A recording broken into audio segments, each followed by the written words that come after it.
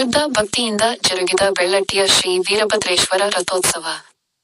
ಗದಗ ಜಿಲ್ಲೆಯ ಶಿರಹಟ್ಟಿ ತಾಲೂಕಿನ ಬೆಳ್ಳಟ್ಟಿ ಗ್ರಾಮದ ಆರಾಧ್ಯ ದೈವ ಶ್ರೀ ವೀರಭದ್ರೇಶ್ವರ ಸ್ವಾಮಿಯ ಜಾತ್ರಾ ಮಹೋತ್ಸವ ಕಾರ್ಯಕ್ರಮ ಶುದ್ಧ ಭಕ್ತಿಯೊಂದಿಗೆ ಸಡಗರ ಹಾಗೂ ಸಂಭ್ರಮದೊಂದಿಗೆ ಜರುಗಿತು.